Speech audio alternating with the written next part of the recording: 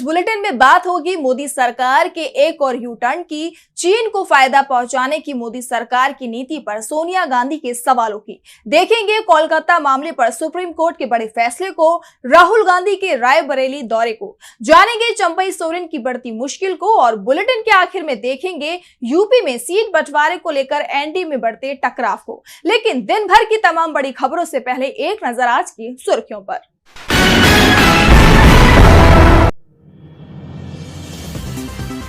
लेकिन जब कानूनी बनने लगे मुजरिम का मददगार, तो कौन देगा जवाब? आधार कार्ड आपका कैसे पहुंचा?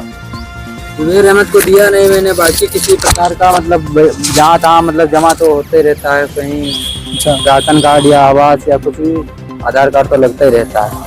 जुबेर अहमद को आधार कार्ड नहीं दिया? जुबेर अहमद से कोई ना मिले मुझे, ना कभी कोई बयान दिया तो नहीं जुबेर अहमद? कभी नहीं, कभी। लेकिन जुबेर अहमद के बयान आपको मैं फिर एक बार पढ़ के सुना दूं। तस्वीरों में देख सकते हैं, ये है उप निरीक्षक जुबेर अहमद, जिनकी तैनाती भीरा कोतवाली में है। इन्होंने अपराध संख्या 609/2023 की विवेचना करते हुए अपने मित्रों का बचाव करते हुए विद्युत तरीके से पिंटू यादव को चश्मदीद गवाह बनाकर न्यायिक प्रक्रिया में बाधा डालने से संबंधित बयान एसी रूम में बैठकर पूरी विवेचना कर ली। माननीय न्यायालय के समक्ष विवेचना पत्रावली पेश की। जब इस संबंध में पिंटू यादव से पूछा गया तो उन्होंने इस प्रकार बताया। पिंटू यादव का भीरा थाना जानते हैं कहाँ पे पड़ता है? जानते हैं क्या? वहाँ पे दरोगा जुबेर अहमद को जानते हैं आप? कभी मिले हैं? वो आके कभी मिले हैं आपसे? ये आप उनसे कभी मिले हैं? ये घर आप ही का है? पूरा नाम क्या लिखते हैं आप? पिंटू यादव। क्या पिंटू यादव, क्या आपने जुबेर अहमद को किसी प्रकार का कोई बयान दिया है? लेकिन जुबेर अहमद ने आपका बयान लिया है और उन्होंने लिखा है, ये आपका नाम है गवाह पिंटू यादव, उम्र 24 वर्ष, ठीक है। उन्होंने लिखा है कि साहब रास्ता का विवाद केवल विक्रांत व विशाल पुत्रगण नथु और रामकिशोर, आपने उनको बताया है रामकिशोर से है, ठीक है। यूसुफ इदरीसी का था, अगर यूसुफ ने एफआईआर में किसी अन्य लोगों का नाम लिखवाया तो झूठा ही लिखवाया होगा। घटना में कोई लूट की घटनाकारी नहीं, कोई घटना बहुत लोगों ने देखी है। आप लोगों से भी घटना के बारे में पूछ सकते हैं। ऐसा कुछ कहा है क्या? मुझे मिले नहीं आपको। और इसके कोई घटना के बारे में कुछ जानते हो आप समझ सकते हैं पिंटू यादव है, ये इनका घर, ये सबराज व्यक्ति है, अपना जीवन गरीब आदमी किसी तरह का जीवन यापन करते हैं, लेकिन इनको किसी तरीके से ये झूठे बयानबाजी में पैसों के बलबूते से आर्थिक स्थिति में बनाया। अच्छा पिंटू यादव, ये आधार कार्ड आपका कैसे पहुंचा? जुबेर अहमद को दिया नहीं मैंने, बाकी किसी प्रकार का मतलब जहाँ तहाँ मतलब जमा तो होते रहता है, कहीं राशन कार्ड या आवास या कुछ भी आधार कार्ड तो लगता ही रहता है। जुबेर अहमद को आधार कार्ड नहीं दिया? जुबेर अहमद से कोई ना मिले मुझे, ना कभी कोई बयान दिया तो नहीं जुबेर अहमद? कभी नहीं, कभी। लेकिन जुबेर अहमद के बयान आपको मैं फिर एक बार पढ़ के सुना दूं। जुबेर अहमद ने लिखा है, साहब रास्ता का विवाद केवल विक्रांत व विशाल पुत्रगण नथु व रामकिशोर पुत्र रामफूल से ही है। यूसुफ इदरीसी का था, अगर यूसुफ ने एफआईआर में किसी और लोगों का नाम झूठा ही लिखवाया होगा। मतलब आपने कहा कि विवाद रामफूल से इन लोगों से था, इन्होंने जुबेर अहमद ने अपने बयानों में लिखा है। इस तरीके से आपने कुछ कहा है उनसे? नहीं, उसके बारे में मुझे कोई जानकारी नहीं, तो मैं क्यों आऊँ? नहीं मिले हैं आप? ना। अच्छा, आधार ये कहाँ दिया था? आवास में? आधार राशन कार्ड भी जैसे कहीं मतलब बहुत जगह है, आवास में भी दिया। तो आपके आधार कार्ड को गलत तरीके से यूज किया जा रहा है। ये तो गलत है, जब गलत तरीके से यूज किया जा रहा है। अब देखिए, सबरांत व्यक्ति है और किसी तरीके से अपना जीवन यापन कर रहे हैं अपने बच्चों के साथ, लेकिन इनको जो है गलत तरीके से अवैध धन उगाही करके किस तरीके से इनको परेशान किया जाता है और किस तरीके से एक झूठा गवाह बना के पेश किया जाता है। बने रहें, हम इसकी एफआईआर 609/2023 की तह तक जाएंगे। मुंबई में कांग्रेस के एक कार्यक्रम में शिवसेना यूबीटी चीफ उद्धव ठाकरे ने किया बीजेपी पर हमला। बोले, बाला साहेब कांग्रेस विरोधी थे, मगर कांग्रेस ने उनके घर कभी ईडी नहीं भेजी। 27 अगस्त तक बढ़ी केजरीवाल की न्यायिक हिरासत। कथित शराब नीति मामले में आरोपी हैं दिल्ली के सीएम अरविंद केजरीवाल। फिलहाल तिहाड़ जेल में बंद है केजरीवाल। हरियाणा चुनाव से पहले कांग्रेस सांसद रणदीप सुरजेवाला ने बीजेपी पर बोला हमला। कहा, बीजेपी के कुशासन का हो चुका है अंत। 1 अक्टूबर को बीजेपी को आखिरी चोट, वोट की चोट से मारेंगे हरियाणा के लोग।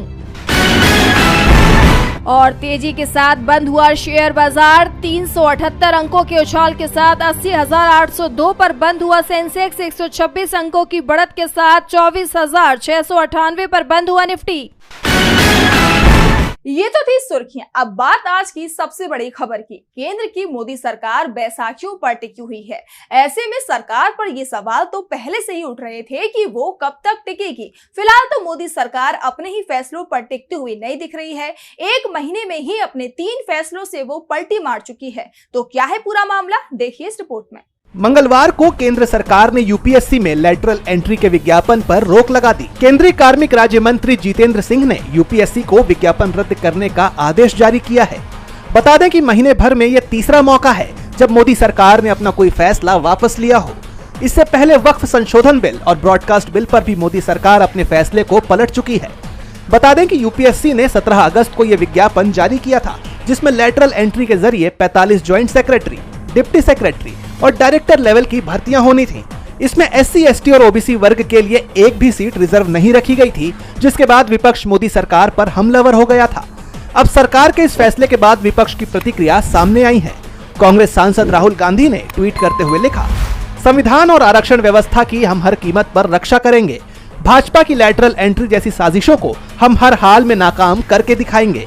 मैं एक बार फिर कह रहा हूं, 50% आरक्षण सीमा को तोड़कर हम जातिगत गिनती के आधार पर सामाजिक न्याय सुनिश्चित करेंगे। जय हिंद। वहीं सपा प्रमुख अखिलेश यादव ने भी इस फैसले को पीडीए की जीत बताया है, तो वहीं इस कदम को सरकार के एक और फेलियर के रूप में भी देखा जा रहा है। आरक्षण और संविधान मोदी सरकार की सबसे बड़ी कमजोरी बन गए हैं और इसी के चलते लेटरल एंट्री पर पलटी मारनी पड़ गई है। इसे इंडिया की जीत बताया जा रहा है, तो दूसरी तरफ मोदी सरकार सवालों में घिरी दिख रही है। कांग्रेस संसदीय दल की नेता सोनिया गांधी ने तो तिरंगे पर ही सरकार को घेर लिया है। सोनिया ने सरकार पर बड़े आरोप लगाए हैं, तो क्या कहा सोनिया? स्वतंत्रता दिवस के अवसर पर लॉन्च किया गया बीजेपी का हर घर तिरंगा कैंपेन विवादों से घिर गया है। विवाद कैंपेन को लेकर नहीं, बल्कि तिरंगा को लेकर है। कांग्रेस का आरोप है कि बापू की खादी को उसकी पहचान से वंचित किया जा रहा है। कांग्रेस संसदीय दल की नेता सोनिया गांधी ने भारत की आजादी का अस्तित्व खतरे में है इस नाम पर एक लेख लिखा है, जिसमें उन्होंने बताया है कि कैसे धीरे धीरे खादी का बाजार खत्म होता जा रहा है। उन्होंने पीएम मोदी के इस कैंपेन की तारीफ की, लेकिन साथ ही सवाल भी उठाए कि इस कैंपेन से चीन की मदद की गई। चीन से आयातित सामग्री से तिरंगे बनाए गए। उन्होंने मशीन निर्मित तिरंगा के बढ़ते इस्तेमाल को लेकर सवाल उठाए। सोनिया गांधी ने बताया कि झंडे का जो ऐतिहासिक कोड है, वो हाथ से निर्मित खादी का बना तिरंगा को महत्व देता है। सोनिया गांधी ने आगे लिखा कि खादी वो फैब्रिक है जिसका निर्माण आजादी की जंग लड़ते हुए खुद महात्मा गांधी ने अपने हाथों से किया है। उन्होंने कहा कि सरकार ने 2022 में इस फ्लैग कोड में बदलाव कर पॉलिस्टर से बने हुए झंडों को भी इस्तेमाल के लिए शामिल किया और खादी के जैसे ही उसे भी जीएसटी मुक्त कर दिया। लेकिन हैंडलूम और हैंडीक्राफ्ट पर जीएसटी जारी है। कांग्रेस की वरिष्ठ नेता ने मोदी सरकार पर भारत की हैंडलूम और हैंडीक्राफ्ट की संस्कृति को खत्म करने के आरोप लगाए। उन्होंने जीएसटी को हैंडलूम और हैंडीक्राफ्ट के जरिए आमदनी करने वाले लोगों पर बोझ बताया। सोनिया गांधी ने कहा कि खादी का बाजार गिर गया है। मोदी सरकार खादी के लिए इंटरनेशनल मार्केट बनाने में फेल रही। सोनिया गांधी के इस लेख को अपने सोशल मीडिया पर साझा करते हुए मल्लिकार्जुन खड़गे ने लिखा कि बापू की खादी को उसकी पहचान से वंचित किया जा रहा है। चीन को फायदा और देश की खादी उद्योग को नुकसान पहुंचाने की कोशिश मोदी सरकार कर रही है और बात देशभक्ति की हो रही है। सोनिया के आरोपों से बीजेपी मुश्किल में दिखाई दे रही है, तो दूसरी तरफ सुप्रीम कोर्ट में पश्चिम बंगाल की ममता सरकार मुश्किल में दिखाई दी। कोलकाता के आरजी कर अस्पताल में महिला ट्रेनी डॉक्टर के मामले को लेकर आज सुप्रीम कोर्ट ने बड़ा फैसला सुनाया है। तो क्या है कोर्ट का फैसला, देखिए इस रिपोर्ट में। पूरे देश में कोलकाता के आरजी कर मेडिकल कॉलेज का मुद्दा गरमाया हुआ है। वहीं बंगाल में तो हालात काबू से बाहर ही हो चले हैं, जिसे देखते हुए सुप्रीम कोर्ट ने हाल ही में इस मामले में स्वतः संज्ञान लेते हुए मंगलवार को इस पर सुनवाई की। सीजेआई समेत 3 सदस्यीय बेंच ने इस मामले की सुनवाई की, तो वहीं सीनियर वकील कपिल सिब्बल ने बंगाल सरकार की पैरवी की। बेंच ने मामले में एफआईआर दर्ज कराने में हुई देरी को लेकर नाराजगी जाहिर की। साथ ही सीबीआई को गुरुवार तक स्पेशल स्टेटस रिपोर्ट दाखिल करने का आदेश जारी किया। तो वहीं देश भर के मेडिकल संस्थानों में स्टाफ को लेकर फैली अव्यवस्था और सुरक्षा व्यवस्था सुधारने के लिए बेंच ने 14 सदस्यीय टीम का गठन किया, जिसमें 9 डॉक्टर और बाकी 5 सरकार के पदेन सदस्य होंगे। कोर्ट ने इस टास्क फोर्स से 3 हफ्ते के अंदर अंतरिम रिपोर्ट दाखिल करने और 2 महीने में फाइनल रिपोर्ट दाखिल करने को कहा है। अब इस मामले में अगली सुनवाई 22 अगस्त यानी गुरुवार को होगी। सुप्रीम कोर्ट ने कमेटी बना दी है, तो सीबीआई से भी रिपोर्ट मांग ली है। इन सब के बीच आज सभी की नजरें राहुल गांधी पर भी टिकी हुई थी। राहुल गांधी अपने संसदीय क्षेत्र रायबरेली पहुंचे और बीजेपी सरकार पर जमकर निशाना साधा। तो क्या कहा राहुल ने, देखिए इस रिपोर्ट में। कांग्रेस सांसद राहुल गांधी एक बार फिर अपने संसदीय क्षेत्र रायबरेली पहुंच गए हैं। इस दौरान उन्होंने अर्जुन पासी के परिजनों से मुलाकात की। अर्जुन पासी ने एक युवक को थप्पड़ मार दिया था, जिसके बाद गोली मारकर उसकी जान ले ली गई। इसके खिलाफ कांग्रेस ने प्रदर्शन भी किया और अब खुद राहुल गांधी पासी के गांव पहुंचे हैं। देखिए यहाँ पे पूरी भीड़ है। ये सारे के सारे लोग जो यहाँ हैं न्याय मांग रहे हैं। क्यों? क्योंकि एक दलित युवा को जान से मारा गया है, धमकाया गया है, पूरे परिवार को धमकाया गया है, एक व्यक्ति को मारा गया है और यहाँ कोई कार्रवाई नहीं हो रही है। जो मास्टरमाइंड है, जिसने करवाया है, उसके खिलाफ कोई कार्रवाई नहीं हो रही है। एसपी यहाँ के मास्टरमाइंड पर कार्रवाई नहीं कर रहे हैं, छोटे छोटे लोगों को पकड़ रहे हैं, इसीलिए यहाँ पे लोग गुस्सा हैं। मैं चाहता हूं कि उत्तर प्रदेश में हर वर्ग की इज्जत हो, हर वर्ग की रिस्पेक्ट हो और न्याय सबको मिले, इसलिए मैं यहाँ आया हूं और हम इस मामले को नहीं छोड़ने वाले हैं। जब तक इस परिवार को न्याय नहीं मिलेगा तब तक हम पीछे नहीं हटने वाले हैं। राहुल ने कहा कि दलित परिवार है, इसलिए ये हो रहा है और मेरा काम है न्याय दिलवाना, वो मैं करूंगा। बता दें कि राहुल गांधी 21 अगस्त को जम्मू कश्मीर के 2 दिवसीय दौरे पर जा रहे हैं। इस दौरान वो नेशनल कॉन्फ्रेंस, पीडीपी समेत तमाम विपक्षी नेताओं से मुलाकात करेंगे। बताया जा रहा है कि लोकसभा चुनाव में विपक्ष के एकजुट होकर इंडिया गठबंधन के तौर पर चुनाव लड़ने पर मिली सफलता के बाद अब विधानसभा चुनाव में भी ये रणनीति लागू की जाएगी। वहीं इस बीच जम्मू कश्मीर अपनी पार्टी के उपाध्यक्ष जफर मनहास ने पार्टी से इस्तीफा दे दिया है। राहुल गांधी की मौजूदगी में बुधवार को जफर मनहास कांग्रेस की सदस्यता लेंगे, जो चुनाव से पहले पार्टी के लिए मजबूत संकेत के रूप में देखा जा रहा है, तो बीजेपी के लिए चिंता का विषय बन गया है। कानून व्यवस्था के मुद्दे पर राहुल ने बीजेपी सरकार को घेरा, तो दूसरी तरफ बीजेपी के घेरे में जेएमएम नेता और झारखंड के पूर्व सीएम चंपई सोरेन फंसते दिखाई दे रहे हैं। चंपई सोरेन के बीजेपी में शामिल होने के दावे किए जा रहे थे, लेकिन चंपई दिल्ली से खाली हाथ लौट गए। झारखंड के पूर्व सीएम और जेएमएम के बागी विधायक चंपई सोरेन इन दिनों चर्चा में है। जेएमएम से बगावत करने के बाद उनके बीजेपी में शामिल होने को लेकर अटकलें लगाई जा रही हैं। इस बीच चंपई सोरेन का एक बयान सामने आया है, जिसमें वो बीजेपी में शामिल होने की अटकलों पर अपनी बात रख रहे हैं। नहीं, हम किसी से मुलाकात नहीं, अपना हम निजी काम है। निजी काम है तो क्या भाजपा के लोगों से मिलना चाहते थे? नहीं, वैसा कोई हमारा यही नहीं है, तो किसी से नहीं मिलना चाहते ना। अच्छा, पार्टी से नाराज क्यों थे और क्या? वो सब हमने पहले हो चुका है। बीजेपी ज्वाइन करने के लिए जो चर्चाएं चल रही थी, उसके लिए क्या अभी तो कौन ये सब कह रहा है, हमको भी समझ में नहीं आ रहा है। तो चुनाव सर अब जेएमएम से लड़ेंगे, अब कैसे आगे का क्या रहेगा? हम तो बोल चुके हैं, अभी कोई नया बोलना नहीं। जी से कुछ बता दें कि चंपई सोरेन ने भले ही जेएमएम से किनारा कर लिया हो, लेकिन उन्होंने अभी तक जेएमएम से या अपने पद से इस्तीफा नहीं दिया है। बताते चले कि मंगलवार को चंपई दिल्ली से कोलकाता वापस लौट गए हैं, जिसके बाद कहा जा रहा है कि वो कोलकाता से रांची पहुंचकर आगे की रणनीति पर काम करेंगे। हाल ही में उन्होंने जेएमएम से किनारा करने के बाद कहा था कि उनके पास 3 विकल्प मौजूद हैं। पहला, अपनी पार्टी बनाना, दूसरा, राजनीति से संन्यास लेना और तीसरा, किसी साथी के साथ हो लेना। अब देखना होगा कि चंपई इन 3 में से किस विकल्प को चुनते हैं। चंपई मुसीबत में फंसते दिखाई दे रहे हैं, तो दूसरी तरफ महाराष्ट्र में महायुति गठबंधन भी मुसीबत में दिखाई दे रहा है। डिप्टी सीएम देवेंद्र फडणवीस ने तो राजनीति से संन्यास तक लेने की बात कह दी है। तो आखिर क्यों महायुति में बिगड़ती दिख रही है बात, देखिए इस रिपोर्ट में।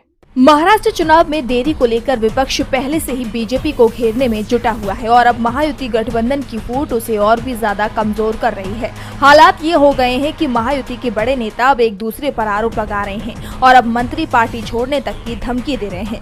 दरअसल महाराष्ट्र के डिप्टी सीएम देवेंद्र फडणवीस ने सोमवार को मराठा आरक्षण कार्यकर्ता मनोज जौरंगी के आरोप का खंडन किया और कहा कि अगर मुख्यमंत्री एकनाथ शिंदे ये दावा करते हैं कि मैं मराठा समुदाय को आरक्षण देने की प्रक्रिया में बाधा डाल रहा हूं, तो मैं राजनीति छोड़ दूंगा। इस बीच फडणवीस ने व्यंग्यात्मक लहजे में कहा कि उन्हें पता है कि जौरंगी का उनसे विशेष स्नेह है।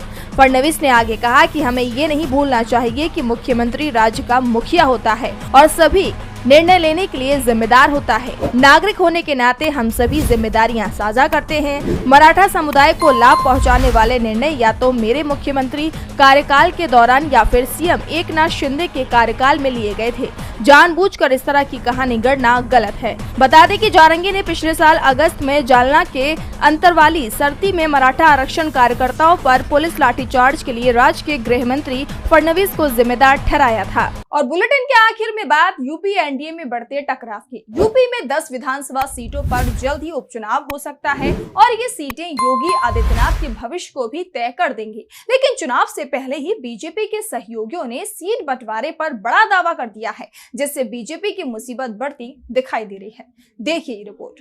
इस समय उत्तर प्रदेश बीजेपी में सियासी भूचाल आया हुआ है। एक तरफ यूपी में सीएम योगी के खिलाफ कई नेता अपने तेवर तल्ख किए हुए हैं, तो दूसरी तरफ उपचुनाव को लेकर बीजेपी के सहयोगी दल सीट बंटवारे को लेकर सख्त नजर आ रहे हैं। दरअसल उत्तर प्रदेश की 10 विधानसभा सीटों पर होने वाले उपचुनाव को लेकर बीजेपी के सहयोगी दलों ने सीटों की डिमांड शुरू कर दी है। निषाद पार्टी उपचुनाव में अपने कोटे की 2 सीट मांग रही है, जिसमें अंबेडकर नगर की कटेरी विधानसभा सीट और मिर्जापुर की मंझवा विधानसभा सीट है। उपचुनाव में इन्हीं दोनों सीटों पर निषाद पार्टी अपनी किस्मत आजमाना चाहती है, जबकि आरएलडी 2022 में सपा के साथ गठबंधन में रहते हुए मीरापुर और खैर सीट पर चुनाव लड़ी थी, जिसमें मीरापुर सीट जीतने में वो कामयाब रही। अब आरएलडी इन्हीं दोनों सीटों पर उपचुनाव लड़ना चाहती है, जिसकी डिमांड शुरू कर दी गई है। हालांकि खैर सीट बीजेपी विधायक के इस्तीफे से खाली हुई है, जिसके चलते ये सीट अभी वो नहीं छोड़ना चाहती है। इसी के साथ अपना दल एस ने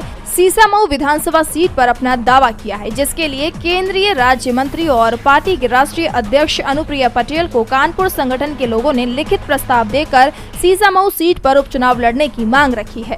इसके बाद अनुप्रिया पटेल ने भी इस संबंध में बीजेपी नेतृत्व से बात करने का भरोसा दिया। अपना दल की तरफ से तर्क दिया गया कि बीजेपी 25 सालों से सीसामऊ सीट से चुनाव हारती आ रही है। अपना दल इस तरह का परीक्षण रामपुर स्वाटाड़ा सीट के चुनाव में करके देख चुकी है। ऐसे में सीसामऊ सीट पर दलित मुस्लिम समीकरण के सहारे अपना दल एस जीत सकती है।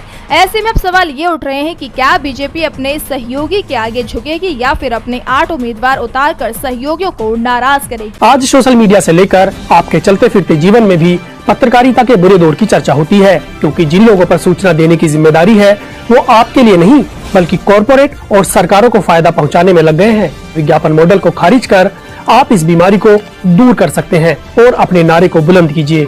मेरे खर्च पर आजाद है खबरें।